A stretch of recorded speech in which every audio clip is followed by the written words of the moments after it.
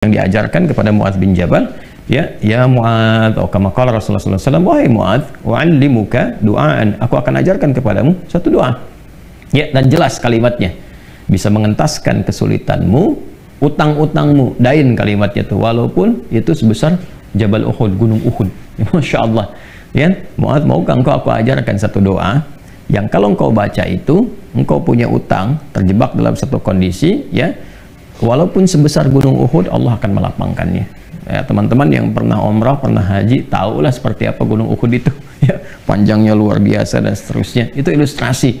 Ya, bukan berarti harus segunung Uhud begitu. Gambarannya sebanyak apapun. Kalau benar-benar kita terkoneksi dengan Allah, bukankah Allah Maha Kaya, Maha segalanya, yang mudah mengangkat, mudah menurunkan, mudah memberi, mudah juga menghilangkan sesuatu, mengangkat yang baik, memberi yang baik, menghilangkan yang buruk, itu kan? Dan seterusnya. Maka Mu'adz tentu mengiyakan, dan Nabi kemudian sallallahu alaihi wasallam memberikan petunjuk doanya, gitu kan? Maka beliau memulai dengan Allahumma, gitu kan?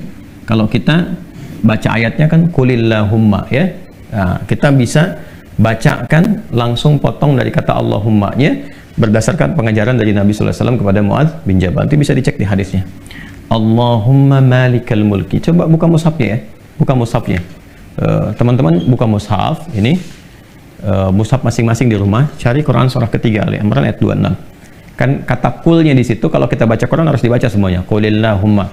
Tapi kul itu kan katakan, ya, perintah Allah kepada Rasulullah. Nah, kita bisa dalam konteks berdoa, kita bisa langsung bacakan dari Allahumma-nya. Allahumma malikal mulki. Saya ulang, ya. Allahumma malikal mulki tu'til mulka man tasha' wa tanzi'ul mulka mimman tasha' wa tu'izzu man tasha' wa tudhillu man tasha' biyadikal khair innaka 'ala kulli syai'in qadir. Jadi dimulainya dari Allahumma-nya sampai ke ujung ayatnya. Sudah? Sudah, ya? Kemudian teruskan Rahman ad-dunya, Rahman ad-dunya. Saya tulis, ya, teman-teman itu bisa screenshot, ya. Rahman ad-dunya wal akhirah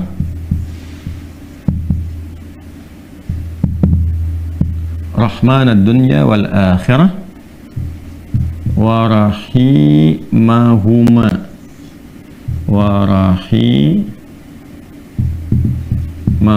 teruskan. Jadi begitu selesai yang Ali Imran 26-nya, ya, kita baca dari Allahumma-nya, Allahumma malikal mulki tu'til mulka man tasha' wa tanzi'ul mulka mimman tasha' wa tu'izzu man tasha' wa tudhillu man tasha' biyadikal khair innaka 'ala kulli syai'in qadir. Rahmanad dunya wal akhirah wa rahimahuma. Jelas, ya? Tu'ti hima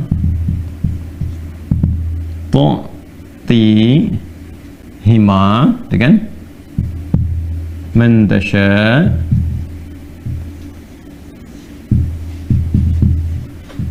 dah, wa tamna'u minhuma man tasha'.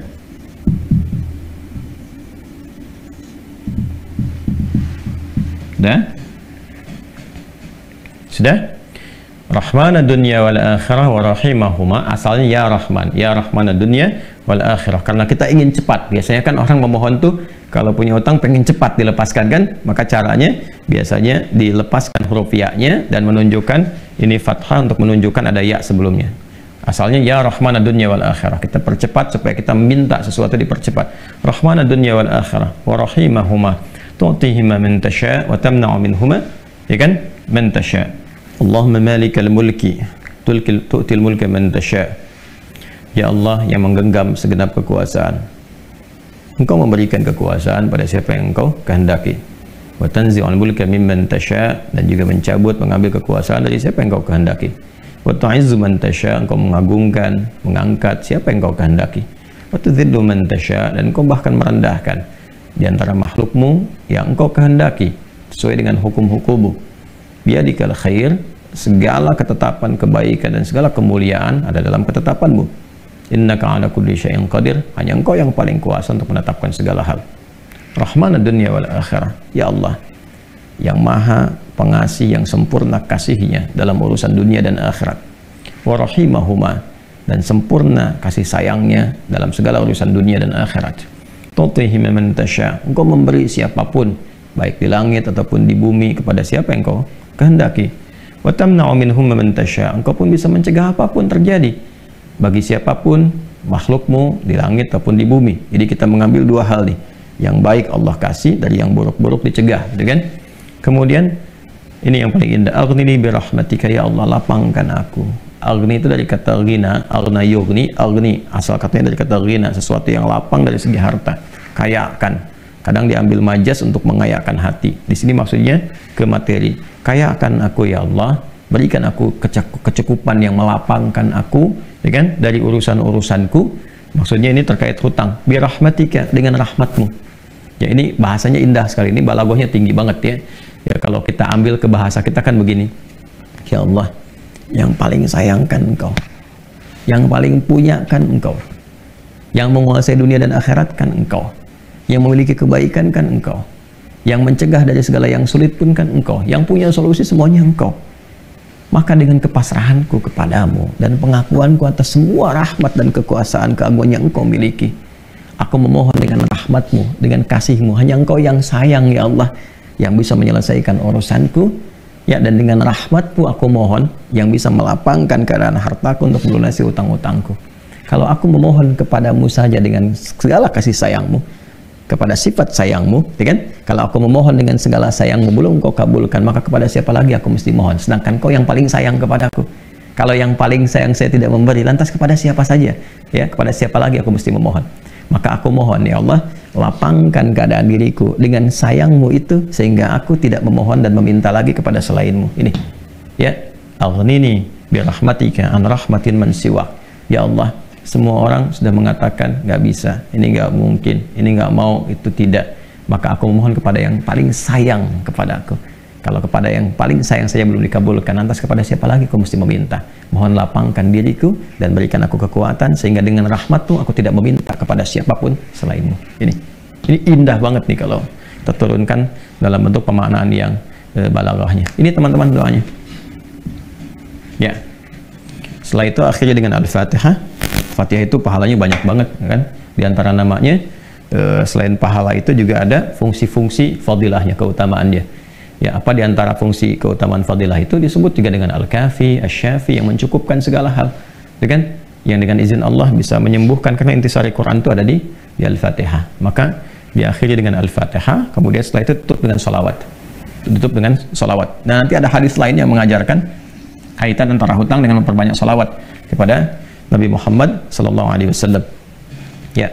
Nah, salawat ini juga penting teman-teman sekalian, diperbanyak di akhir ya. Jadi setelah baca tadi Quran surat Nuh, Ali Imran, ya istighfar dulu. Jadi kalau kita rumuskan kan ketemu 5 kan? Ya, dari mulai kita istighfar dulu dengan segala ketulusan, dalilnya surat Nuh itu, kemudian di surah Ali Imran kita bacakan, terus praktek doanya kita temukan. Setelah itu Al-Fatihah, setelah itu kemudian salawat kepada Nabi Sallallahu Alaihi Wasallam. Di hadis lain ada seseorang yang diajarkan oleh Nabi Sallallahu Alaihi Wasallam untuk memanfaatkan, nah ini dia, kapan waktu, di pertengahan malamnya. Ya, untuk memanfaatkan pertengahan malam itu terkait dengan utang piutang juga. Nah, lalu dia berkata, apa yang harus kami lakukan ya Rasulullah? Yang perbanyak gitu kan, ibadah kepada Allah. Lalu diajarkanlah salawat. Aku akan mengambil, kata orang itu, sepertiganya. Kata Nabi, itu baik. Kemudian kalau bisa tambah, aku akan mengambil 2/3-nya. Kata Nabi, kalau itu baik. Lalu kalau bisa tambah, aku akan mengambil keseluruhannya. Ketika orang itu menghidupkan salawat di akhir-akhir malam itu, ya maka Nabi SAW langsung berkomentar, maka Allah akan mencukupkan, bahkan melebihkan apapun yang kamu rasakan gitu ya, yang kamu hadapi. Nah, itu beberapa ulama menempatkan bab itu dalam pengentasan utang piutang. Jadi kalau kita temukan, ketemulah kemudian di sana 5 bagian, yang kelimanya ditutup dengan keadaan ini kapan, yaitu waktunya tengah malam, dan ditunaikan diawali dengan salat dulu untuk mengoneksikan diri kita kepada Allah Subhanahu wa taala. Jadi kalau Anda bertanya kapan ini dibacakan? Ya, saya ulangi, kapan ini dibacakan? Yang paling pokoknya adalah di pertengahan malam, di 1/3 malam. Jadi bangun malam hari supaya ada getaran ke jiwanya lebih cepat mengamalkan Quran. Surah Al-Muzammil itu surah 73 ya, di ayat yang ke-6. Inna nasyi'atal laili hiya asyaddu wat'an wa aqwamu qila. Bangun malam itu bacaannya menyentuh kepada jiwa, lebih mudah mendapatkan kekhusyuan. Jadi sepertiga malam bangun, istighfar gitu kan. Ya, setelah sholat kita supaya bangun konektivitas dulu. Sholat itu kan kalau sudah bagus khusyuk, konektivitasnya tinggi. Setelah itu baru diistighfari. Istighfar menjelang sahar. Ya, wabil asharihum yastaghfirun, menjelang sahar mereka banyak istighfar. Nah, kalau sudah beristighfar, itu Masya Allah nanti di Quran surah ketiga ayat 17 itu nanti akan diberikan oleh Allah 4 kekuatan yang bersanding dengan orang istighfar. As-sabirina was-sadiqina wal-qanitina wal-munfiqina wal-mustaghfirina bil ashar. Punya kekuatan untuk sabar, punya kekuatan untuk membenarkan ajaran Quran dan mengamalkannya. Kemudian apa lagi? Qanitin, khusyuk ibadah. Orang yang biasa bangun malam istighfar di ujung malam tuh lebih khusyuk ibadahnya. Nanti wal munfiqin, bisa jadi rajin infak, setara itu. 4 itu bisa setara. Jadi orang yang istighfar, pemahaman pertamanya bisa setara amalnya dengan orang yang rajin infak, yang khusyuk ibadah, orang yang membenarkan isi kitab dan mengamalkan, serta orang sabar. Pemahaman berikutnya adalah mendapatkan 4 keutamaan ini. Bisa rajin infak. Bagaimana bisa infak kalau nggak ada yang diinfaki? Ya, makanya itu satu-satunya juga yang menguatkan kembali bahwa ketika bisa istighfar dipraktekkan di ujung malam, wabil asharihum yastaghfirun. Kapan istighfarnya? Setelah tahajud. Dari mana taunya? Quran surah 51 dari ayat ke-15 sampai ke-18. Innal muttaqina fi jannati wa 'uyun akhidina ma atahum rabbuhum innahum kanu qabla dzalika muhsinin. Ayat 17-nya, kanu qalila minal laili ma yahja'un. Kan mereka itu orang-orang yang sedikit tidurnya, maksudnya menghidupkan malam, rajin tahajud. Setelah itu apa? Wabil asharihum yastaghfirun. Menjelang waktu sahar, sepertiga malam ke waktu sahar, ya dekat-dekat ke fajar dia banyak istighfar. Nah, saat istighfar itulah dia dapatkan sampai hatinya khusyuk, baru bacakan ini. Ya Allahumma malikal mulki tu'til mulka man tasha wa tanzi'ul mulka mimman tasha wa tu'izzu man tasha wa tudhillu man tasha bi yadikal khair innaka ala kulli syai'in qadir arhamanud dunya wal akhirah. Itu tulisan ke sana. Wa rahimahuma tu'tihuma man tasha wa tamna'u minhum man tasha. Kemudian teruskan langsung ke bawah. Aghnini bi rahmatika an rahmati man siwak. Minta kepada Allah. Ya, setelah itu boleh sertakan kemudian bahasa-bahasa kita minta. Terus baca Al-Fatihah, tutup dengan salawat kepada Rasulullah sallallahu alaihi wasallam. Ya, itu dibiasakan. Nah, sampai mendapatkan kekuatan, tapi bukan berarti tidak berikhtiar. Setelah itu ikhtiar tetap. Ya, tetap berikhtiar. Ya, bagaimana cara berikhtiarnya? Ya, tapi bisa kita bekerja dengan baik. Kalau nggak ada modal sama sekali, misalnya kita berikhtiar itu dengan amal kebaikan. Datang ke masjid, berusaha rapi-rapi, gitu kan? Kemudian kita lihat ke DKM-nya, misalnya mengajukan dulu permintaan, nggak usah banyak-banyak pinjamnya, pinjamlah misalnya 100.000, 200.000 atau 500.000. Kemudian setelah itu cari peluang-peluang, misalnya di majelis-majelis ilmu kan banyak orang belajar itu, ya belilah modal tertentu, beli makanan atau minuman, terus kontak ke DKM-nya, sampaikan, ya supaya nanti ada sinergi antara jamaah dengan yang dagang, bicara dengan baik-baik sehingga nanti diumumkan, ustadznya juga menyampaikan, berikan kelapangan kepada teman-teman yang sedang misalnya mencari rezeki berjualan, dapat dari situ, tambahkan lagi berdoa, bisa jadi tiba-tiba Allah berkehendak menggerakkan orang-orang tertentu yang baik dan sebagainya, ya kan? Jadi bukan datang ke ustadz untuk melunasi utangnya. Saya lihat beberapa teman-teman tuh kalau minta, saya terjebak riba gini, gimana solusinya? Mau minjam, mau minta dilunasin. Teman-teman saya itu udah tugasnya ngajar. Kalau antum tanya doa saya jawab, tapi ya, kalau urusan dunia carilah gitu kan, terkait dengan dunianya. Bisa antum ke Basnas, bisa ke bagian DKM masjid, bisa ke teman-teman pengusaha yang muslim yang baik-baik ya. Kalau saya kan ngajar gitu. Ya kalau ada alhamdulillah, kalau ada itu kan. Ya kalau yang sifatnya terkait dengan bimbingan itu lebih utama.